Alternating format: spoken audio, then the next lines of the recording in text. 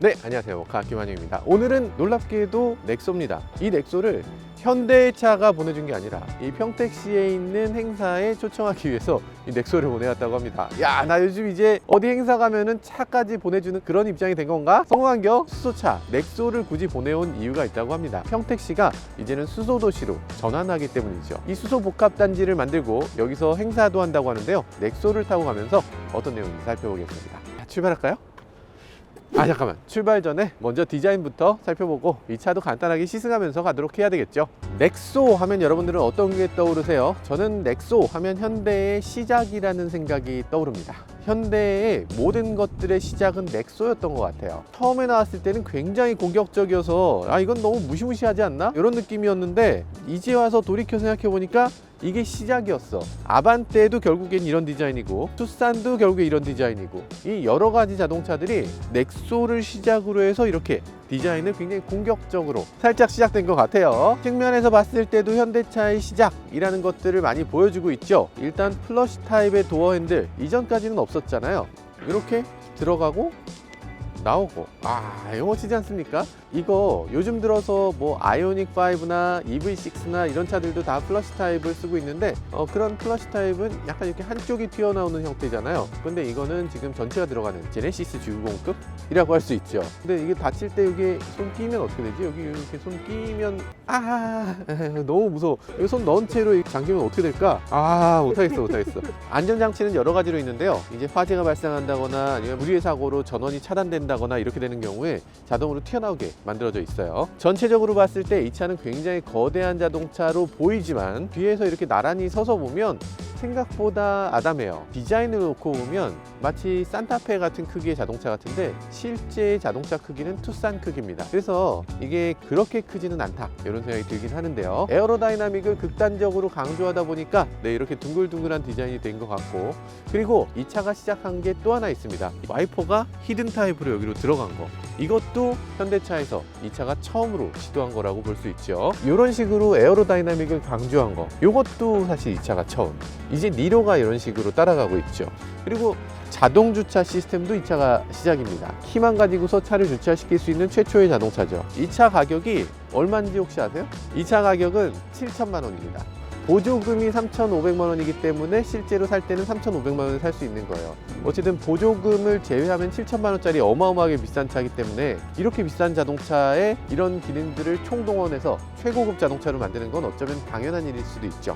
그렇지만 현대차 입장에서 이게 그렇게 많이 남는 자동차냐 생각해보면 그렇진 않아요. 이 차 가격의 대부분은 결국에는 수소연료전지 스택, 그리고 수소연료전지 탱크, 모터 이런 데에 들어가기 때문에 사실은 연료전지 스택 자체가 4천만 원 정도 된다고 하는데, 그런 것들을 생각해보면 현대차 입장에서도 그렇게 수익성이 높은 차는 아니었을 것 같고 어떤 친환경에 대한 투자, 그런 의미에서 이런 차를 만들었던 것 같습니다. 이 차에서 가장 큰 차이점은 여기에 있죠. H2 가스 이렇게 써 있잖아요. 수소연료전지를 사용하고 있다. 그래서 수소를 700바짜리 수소를 집어넣어야 돼요. 고압 수소를 집어넣는데 보통 이제 700바라고 하면 어마어마한 겁니다. 타이어가 펑크가 나서 터지게 되면 엄청난 소리가 나잖아요. 빵 하면서 주변이 진짜 깜짝 놀랄걸?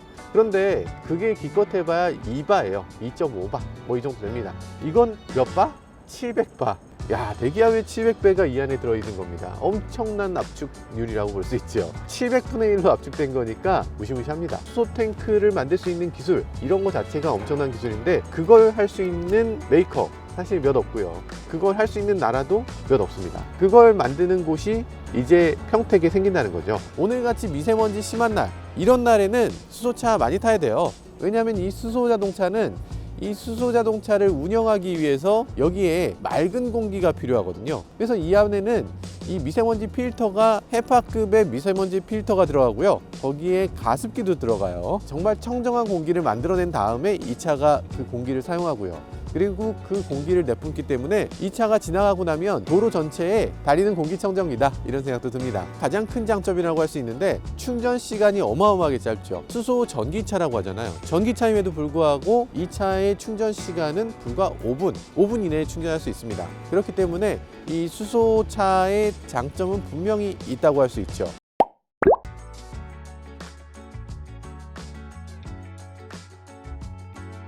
네, 수소 모빌리티 쇼 같은 걸 한다고 합니다. 어떤 내용인지 사실 저도 잘 모르는 상태로 가는 거예요.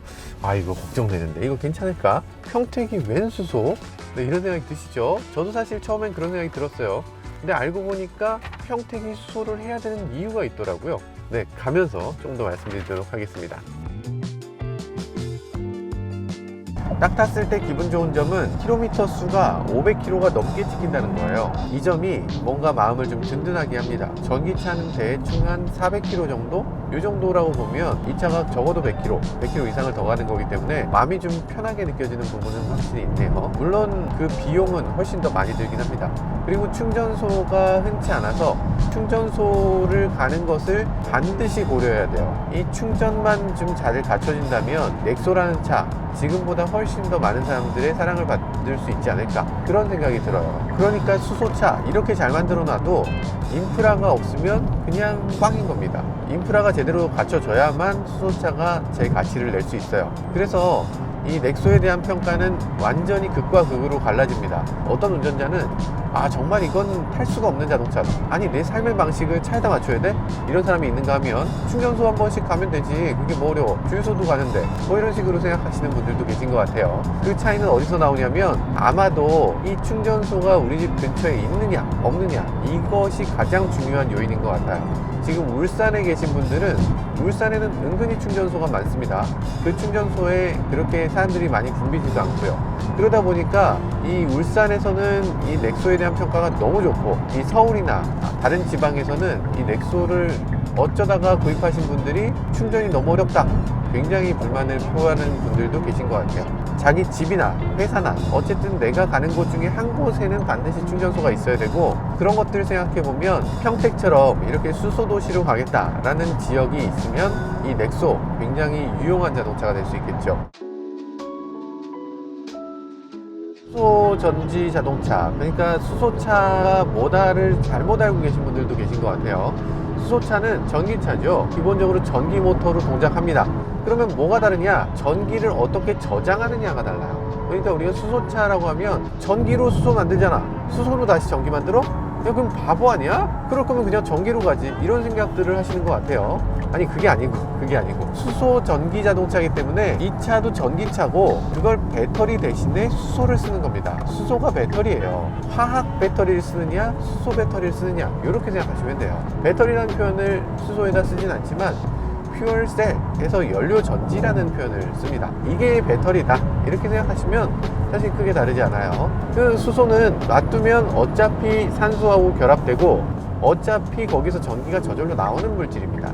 근데 그거를 좀 더 가속화시켜서 빠르게 산소와 결합할 수 있도록 만드는 게 수소 연료전지 스택이에요. 그게 이 넥소의 특징이고요. 아니 그러면 배터리에다 저장하지 왜 수소로 바꿔서 저장해요? 수소가 스택이 더 비싸다며.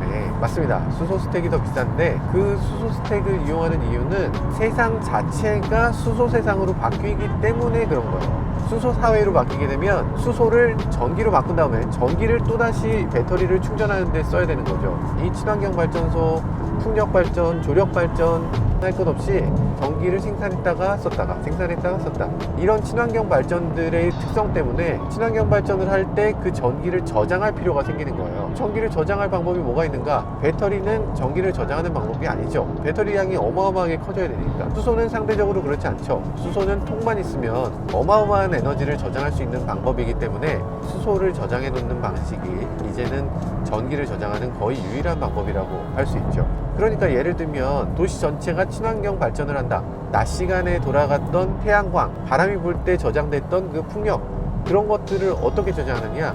당연히 수소로 저장하는 거죠. 그러면 그거를 당연히 집에다 공급하고 당연히 그걸 활용해서 자동차도 돌아가게 한다는 거, 그런 것들이 이 넥소의 추구하는 방향입니다. 실제로 그렇게 되느냐? 아직은 안 되고 있어요. 우리나라에 수소 도시라 할 것이 없기 때문에 수소를 만들기 위해서 가스를 개질한다거나 하는 방법으로 수소를 만들어내고 있어서 지금은 수소가 그레이 수소라고 해서 이산화탄소를 내뿜는 방식으로 수소를 생산하고 있기 때문에 아직은 그렇게까지 친환경이라고 할 수가 없습니다. 수소 자동차를 만드는 것만으로는 친환경이 아니고 수소 사회, 수소 도시, 수소를 만드는 방식 자체를 바꾸는 그런 일들이 벌어져야만 진정한 친환경 자동차가 될 수 있다는 거죠. 그래서 지금 이 수소 도시를 만들어낼 거야 라는 게 평택시의 어떤 방향인 것 같습니다.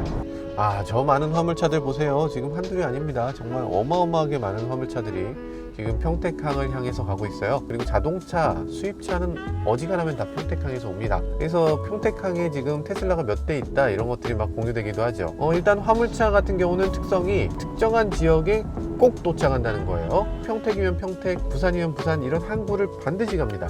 그런 곳을 계속 왕복하기 때문에 이 전기차라면 사실 쉽지 않죠. 전기차는 도착한 다음에 저 차를 어떻게 충전할 거야? 충전하려면 적어도 하루 정도는 묵혀야 되는데 이 친환경차로 전환하기가 그렇게 쉽지 않습니다.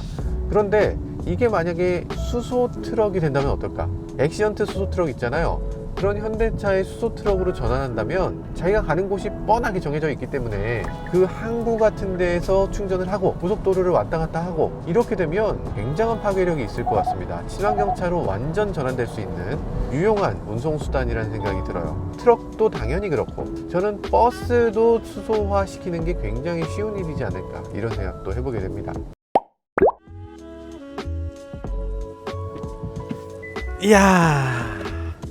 이야 대단하네요. 이게 바로 수소가 생산될 장소라고 해요. 수소 생산 기지가 나올 그런 공간인데 사실 여기서 수소를 생산하게 되는 이유는 뭐 여러 가지 있겠죠. 수소의 요구량이 굉장히 많기 때문에 당분간은 가스를 이용해서 수소를 생산하는 방식도 여전히 존재할 겁니다. 그렇기 때문에 여기 보면 한국가스공사가 저쪽에 저장 탱크가 있고요. 그리고 저쪽에도 지금 SK가 저장 탱크를 갖고 있네요. 이 평택시 안에 여러 곳에서 이렇게 에너지 저장 장소가 있어요. 그러다 보니까 수소로 전환했을 때 빠르게 수소를 공급해 줄 수 있는 그런 장소가 이곳이기 때문에 여기서 수소를 생산하는 생산기지를 짓는 게 어쩌면 당연해 보이기도 하네요. 처음에는 아니 왜 평택에 수소지? 생뚱맞다 이런 생각도 들었었는데 이런 것들을 보고 나니까 이래서 평택이 수소도시가 된다는 거구나 이런 생각이 들기도 합니다. 다음 편은 다 지어지면 그때 다시 한번 찍는 걸로 하고요. 수소 모빌리티 관람을 하기 위해서 또 이동을 하도록 하겠습니다.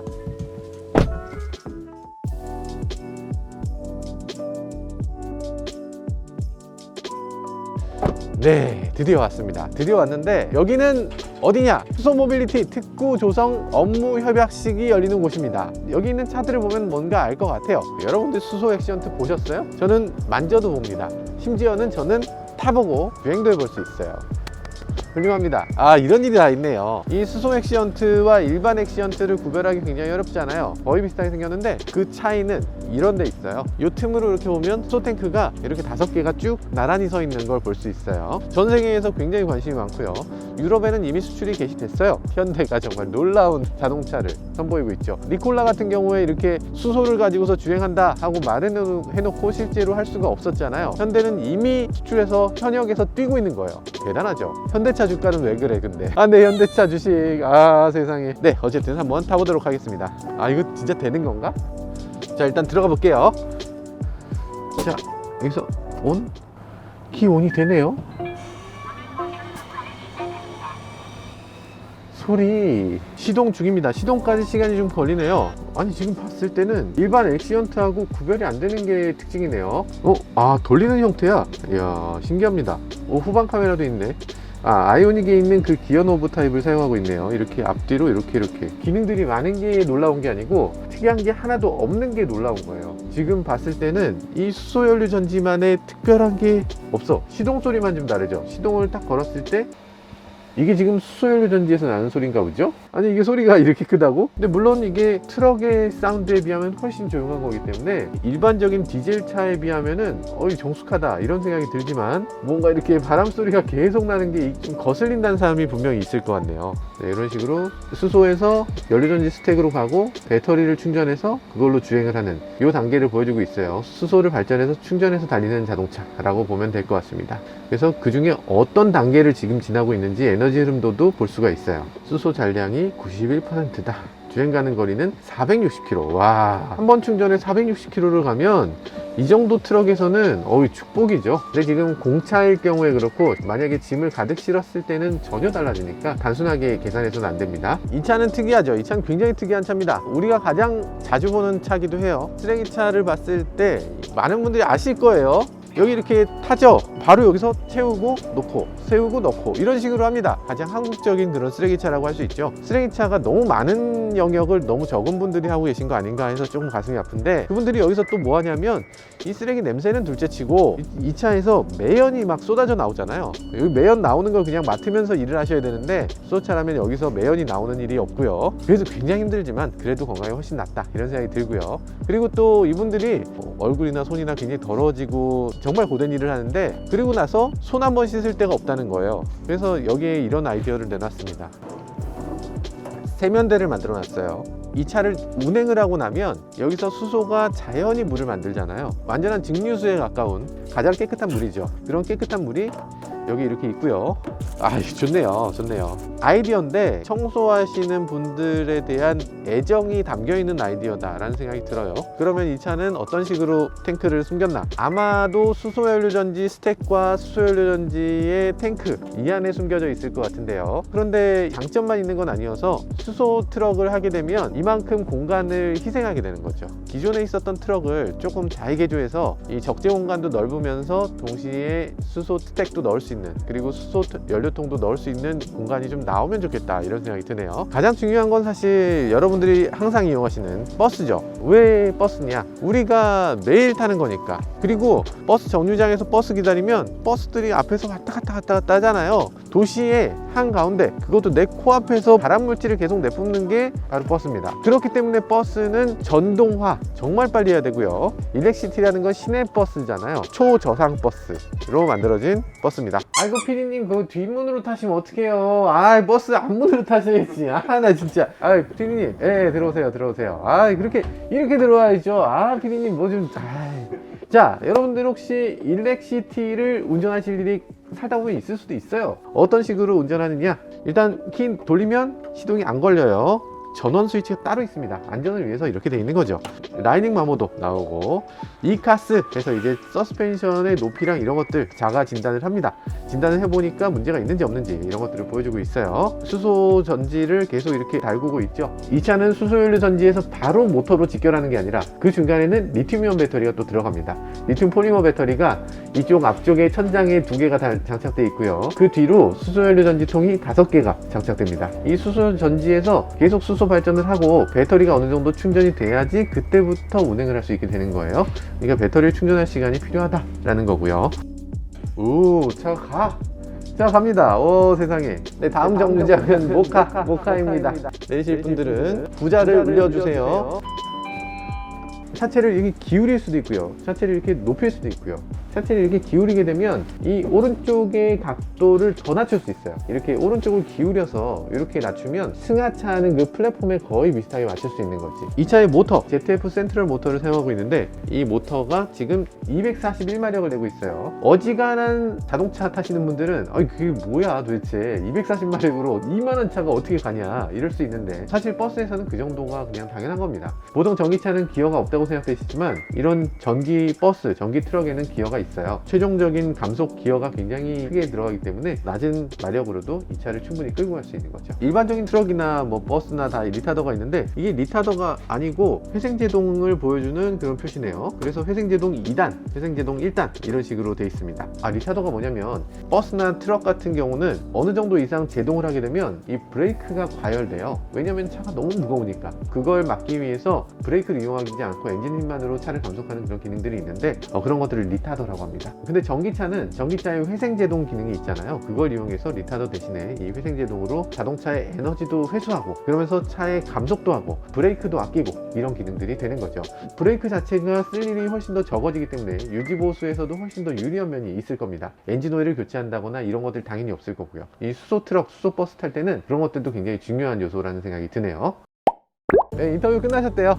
시장님 안녕하세요. 안녕하세요. 네, 저는 모카 김한용이라고 합니다. 예, 많이 들었어요. 우리나라에서 제일 유명하다고 그러던데 영광입니다. 저희 이 정도라고요. 사실 제가 오늘 이 행사를 살짝 보면서, 그러면서 또 오늘 수소연료 전지차 넥소를 타고 여기 왔는데, 다른 데도 아니고 평택이 갑자기 무슨 수소 연관관계를 전혀 못 찾겠거든요. 이제 평택은 이제 수소를 가장 싸게 생산할 수 있는 여건을 가진 도시입니다. 우리 가스공사가 있고 뭐 발전소도 있고 그래서 거기서 나오는 이런 부생가스를 활용한다든가 냉열이라고 하는데 이제 네. 그런 걸 이용하면은 가장 싸게 액체수를 만들 수 있는 여건을 가지고 있어서 수소를 이렇게 선도적으로 세계 앞서가는 나라로 이렇게 만들려는 노력을 하고 있지 않습니까? 그런 부분에서 이제 평택이 아마 주도적 역할을 이제 하게 될 것으로 생각하고 그동안 이런 준비들을 계속 해왔습니다. 3년이 지난 지금 수소 함유 대표적 도시로 떠오르고 있고 경기도에서도 이 평택항 전체를 수소 복합지구 이런 걸로 이제 앞으로 지정하겠다.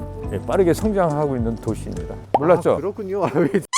항만 하면은 트럭 같은 게 많이 왔다 갔다 하잖아요. 그렇죠. 또 자동차도 평택항이 제일 많이 수출입을 하고 있거든요. 카캐리어가 그냥 계속 왔다 갔다 하더라고요. 그런 차들이 미세먼지 같은 걸 너무 많이 뿜어내지 않았어요. 그렇죠. 여기에 이제 그런 큰 트럭들 수소차로 전환하면 가장 혜택을 또 많이 볼 수도 있고 또 이게 또 수소 산업으로 연결될 수도 있기 때문에 많은 그런 수소 관련 업체라든가 그런 모빌리티 회사들 있잖아요. 평택을 엄청 힘을 내고 있습니다. 네. 몰랐죠? 근데 자가용 같으면 집집마다 다 수소 충전소를 설치할 수가 없지만 이 평택항에다가 수소 충전소 하나 딱 놔두면 화물차들 아주 쉽게 전환할 수 있을 텐데 왜 안 하나 이런 생각을 했었거든요. 우리 수소 교통기지를 건설 중입니다. 네. 버스나 트럭, 이렇게 수소 관련 모빌리티가 와서 쉽게 충전하고 또 나가고 할 수 있도록 수소 생산과 수소 모빌리티 산업을 육성하면서 또 자동차 연관 산업도 키워서 수소 산업뿐만 아니라 이게 우리 자동차 산업에도 크게 발전할 수 있도록 저희가 준비를 하고 있는데 모카에서 와서 또 이렇게 저희를 관심 가져주셔서 정말 너무 기쁩니다. 시장님께서 이렇게 허심탄회하게 그래서 직접 이런 말씀을 그냥 편하게 해주시니까 너무 감사합니다. 감사합니다. 네, 감사합니다.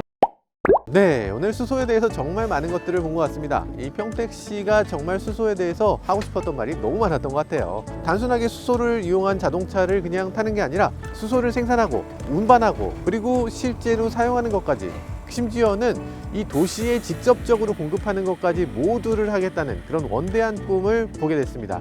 수소 도시라는 것인데 앞으로 어디까지 뻗어나가게 될지 수소의 진심인 도시 평택의 미래가 더욱더 기대되는 대목이었던 것 같습니다. 지금까지 저는 모카 김한용이었습니다. 감사합니다.